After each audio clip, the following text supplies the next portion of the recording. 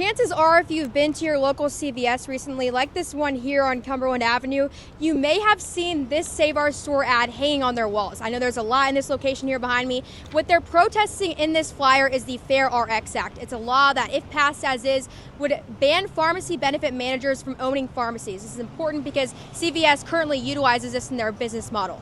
Now, they are saying that if this law passes, it would be catastrophic to the pharmacy industry in Tennessee, but I spoke with someone from an independent pharmacy who told me that this law is necessary. Take a look. What do you think the best outcome of this bill would be? The PBMs don't own their own pharmacies and that it's a fair practice for everybody, so it levels the playing field.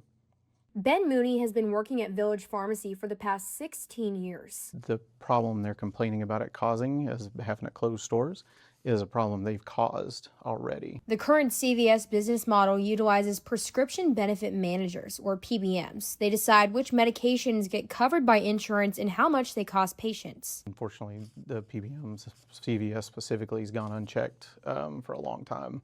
Not so great, Mooney says, for independent pharmacies.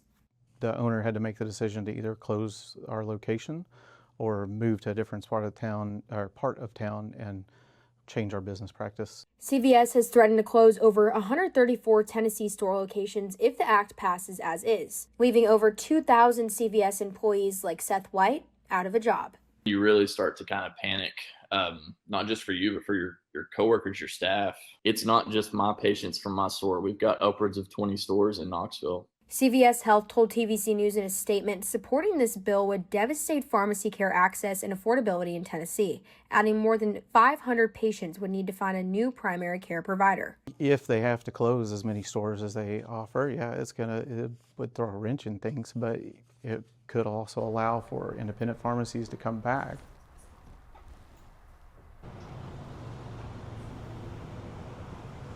Yes, Seth also mentioned that his store alone fills around 3,500 prescriptions per week.